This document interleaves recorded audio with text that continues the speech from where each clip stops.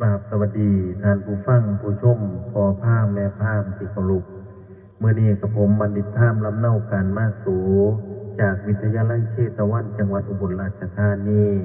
วิทยาลัยหมอพามสู่ขวัญแห่งแรกของประเทศไทย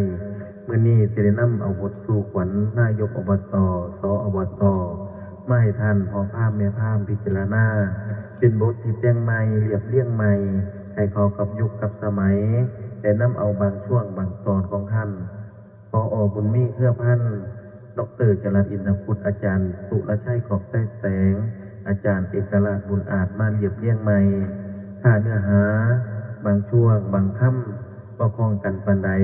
ขอให้ท่านอาจารย์นักปราชญ์ราชบัณฑิตชี้แนะติชมมาได้ครับ แต่ว่าถ้าเห็นเหมาะสมพ่อพามแม่พามจะนำบทนี้ไปเป็นบทสู่ขวัญกับผมก็มีความยินดีครับ ฝากเข้าชมฝากกดติดตาม ฝากกดไลค์กดแชร์ช่อง YouTube บัณฑิตพามลำเนาการมาสู่น้ำเด้อครับ เป็นซ่องเกี่ยวกับประเพณีอีสานสู่ขวัญต่างๆ แล้วก็เป็นโฆษกจิตอาสา ฝากไว้ในอ้อมจิตอ้อมใจเด้อครับข้างต่อไปจะเอาบทสู่ขวัญพยาบาลเกษียณมาฝากมาตอน ผมกำลังเรียบเรียงยังบทเสถียรปันใดถ้าเสร็จแล้วสิว่าว่าลงให้ท่านนักปราชญ์ราชบัณฑิตที่แน่อีกครั้งเด้อครับเด้อเชิญฟังต่อไปนะครับเด้อ นะโมตัสสะภะคะวะโตอะระหะโตสัมมาสัมพุทธัสสะนะโมตัสสะภะคะวะโตอะระหะโตสัมมาสัมพุทธัสสะนะโมตัสสะภะคะวะโตอะระหะโตสัมมาสัมพุทธัสสะ สีสีสิทธิพระพรโมวนเว้นวิเศษอาติเลกเตโชชัยยตุภาวังชัยยมังคละชัยยมหามงคลอเนกสวัสดีอาทิตย์ถูกใช้สีจานกำจัดให้รีศัตรูพินาน อังคารอาจมุ่งคูนพูดเป็นบุญแก้วเกินพาเลือดลำเลิดมหาพลาสุขิทธิยาเว้นวิเศษเสาเป็นเขตแก้วเกียงอุตตมังคลาสุนัขตาสุมังคลาอุตตมาโชคอุตตมาโยอุตตมาดิธีอุตตมามหานาทีมหาสักขีพิลานสีสีมือนี้แม่นมือสันวันนี้วันเศรษฐีอมุตตโชคเป็นวันที่โลกชื่นชมเป็นวันที่พระพรหมประทานพรอันวิเศษปาลุกเหตุแห่งมหามงคลบันดาลดลให้ท่านได้เป็นอบตบารมีเพียงพ่อก็เกิดตุกตุนเทเป็นกระแสเสียงไห้ที่หัวใจได้มาสู่เขาผู้หาเลือกตั้งวันนั้นที่ผ่านมาราชกิจจานุเบกษาประกาศแล้วเสียงแซวแซวไปทั่วทินได้ละบินจนตะบนทั่วทินให้กกตประกาศไว้ผู้มีใจสมัครดวนประมวลวันเลือกตั้งสาแล้วทั่วแดน มีเป็นแผนเรียบร้อยคนคอยฟังยังบ่อยู่ให้พี่น้องคิดดูมีแต่ผู้เพียบพร้อมลงสู่นั่นแข่งขันได้ประชันกันแล้วนโยบายขยายสู่มีแต่ผู้หลอกดูบ่มีอูแต่ยังใดสิชับไว้ทั้งแก่สิดูแลเจ้าพ่อแม่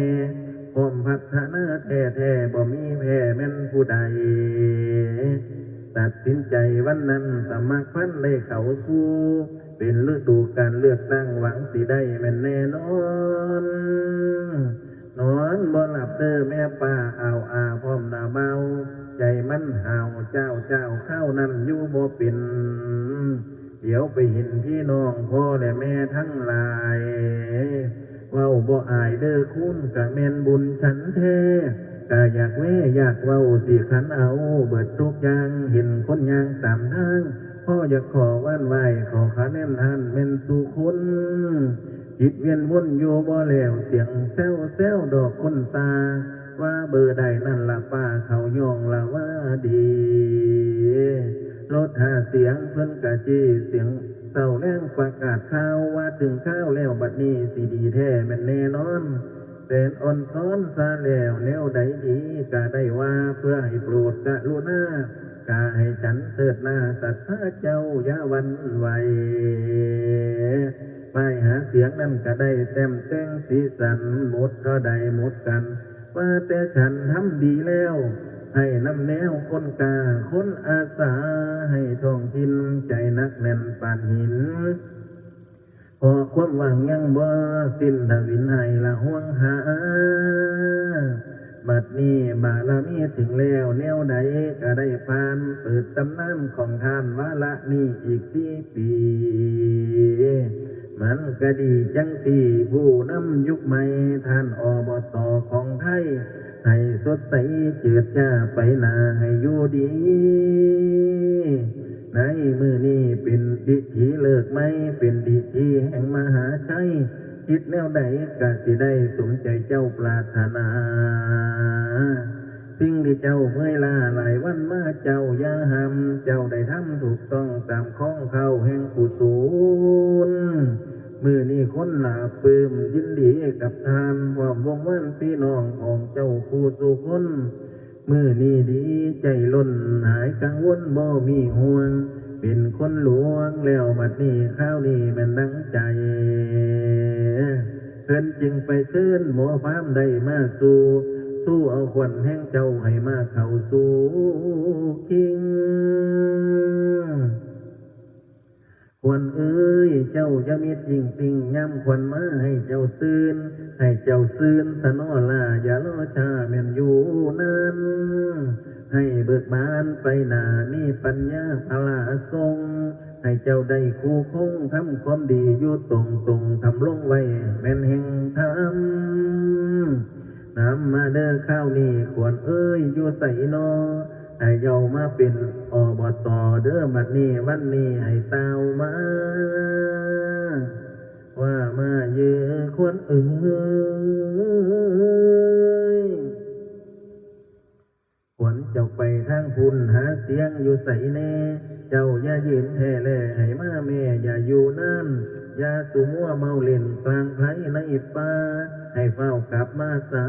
กลับมาหาแม่เจ้ามากินข้าวอยู่เฮือนขวัญเจ้ามาหอดให้อย่าไปสนป้านาขวัญเจ้ามาหอดหน้าอย่าไปสนป้าเขาขวัญเจ้ามาหอดเยาให้อยู่ซุ้มกินเย็นขอให้ญาติทั้งหลายแห่แหนมาล้อมอยู่ก้อมหน้าญาติหมู่วงศาขันฝนตกเจ้าอย่าไปทางหลังขันฟ้าห้องเสียงดังเจ้าอย่าไปทางหน้าให้โรคภัยแพ้หายขาดจากกายสัพพะคอทั้งหลายให้นี้หายไกลห่างสัพพะภัยต่างๆให้นี้ห่างไกลสูญให้ท่านสุขสมบูรณ์เป็นห่มโพแก้วว่ามาเยือควันเอ้ยขอให้ขวัญเจ้านี่มาสวมสุดอบต.สุดที่เจ้าคอยโลปรารถนาศรัทธาไว้ขอวอนองค์เทพไทยทั่วทิศประสิทธิ์มาเป็นพระพรคาถาดังมโนไม้แมนพระญาแทนอยู่ถึงฟ้าให้ลีลาเสด็จดวนพระอิศวรเลิศลำนำพรให้แม่นสู่มันว่าจะได้พิดกันสารพันทวนทุกสิ่งตุ้มพี่น้องชายหญิงล้วนจะจริงใจทุกตัวหนามาโฮมเจ้าแม่นสู่ขวัญหากวันเมื่อถึงเลวให้แก้วแก่นสดสีเดเนอวันละผิวให้สดใสทองละไมละมุนเนื้อเป็นดังเหือสำเฮาแก้วในน้ำแนวเบิดทุกส่วนพละบุญหนุนยิ่งล้วนเที่ยวส่วนบ่ได้นี้นับตั้งแต่มือนี้ให้มีโชคมหาชัยขอให้มีเงินไหลกองทองไหลมาอยู่สุวรรณอย่ามีเว้น อันว่าขอเขียนให้นี้ไกลอย่ามาสู่ให้เจ้าอยู่แซมต้อยยินจ้อยอยู่สวรรค์อันว่าโชคลาภนั้นให้ไหลหลังมาโฮมสมกับพรที่จันได้ว่ามาจนหมดสิ้นสนุกทำเนาะท่านสร้างหาสตางค์ก็หาง่ายทำงานก็สำเร็จดังใจหมายเงินและทองไหลหลังข้าวอุ้ยโฮมเจ้าอยู่สุวรรณว่ามาเยอะควันเอ่ย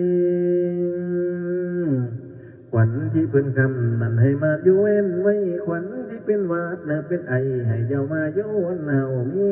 ทั้งขวัญปูเท่าเท่านั้นไม่ค่อยซักไม่ก้อนเท่าละตามลังมาเด้อจุกจุกจุกจุกจุกจุกจุกจุกจุกจุกจุกจุกว่าเด้อเด้อขวัญเอ๋ยมานำทางเป็นคนทองมานำปองเป็นคนทางมานำทางเส้นกวงไม่ควยควงนำนาบาดมาน้ำล้นห่วยขอให้ขวัญเจ้านี้คอยลอยมาเยอะ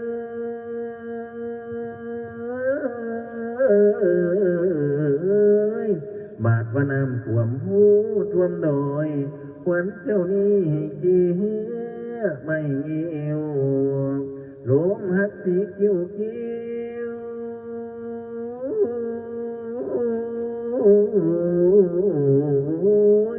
ลมหักสีกิ้วกิ้วควันเจ้าให้เต้ามาให้เต้ามา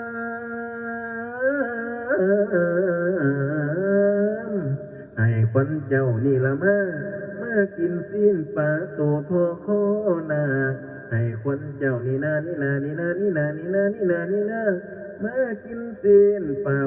โตโทโคเฮือให้ควันเจ้านี่นานี่นานี่นานี่นานี่นานี่นานี่นานี่นานี่นามากินสิ้นปลาเสือตัวโทโคมาว่ามาเยอะคนเอ่ย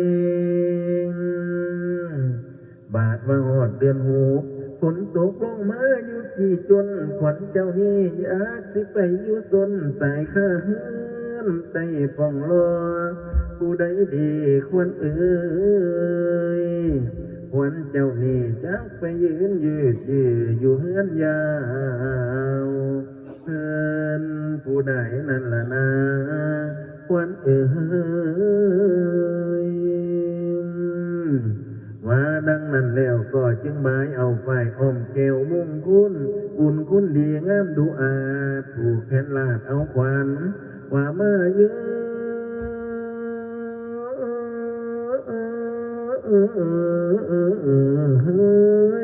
ท่านเป็นผูกเบื้องซ้ายขอให้ขวัญท่านอบตนี่มาเยอะท่านเป็นผูกเบื้องขวาขอให้ขวัญท่านอบตนี่อยู่มา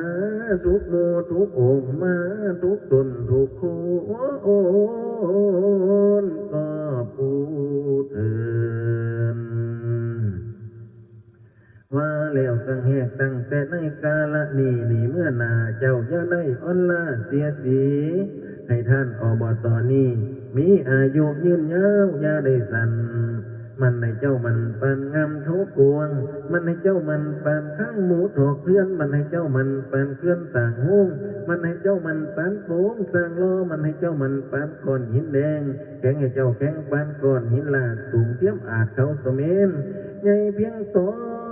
ขวัญเจ้านี่อย่าได้หักใหญ่เพียงหลักขวัญเจ้านี่อย่าได้โคนอย่าได้มนเหมือนตองอย่าได้หมองเหมือนเฮาอย่าได้เก่าเสียสีให้ท่านอบตนี้มีตั้งแต่อายุวันนั่งมีสุขขังพลังขอให้ตั้งเที่ยงมา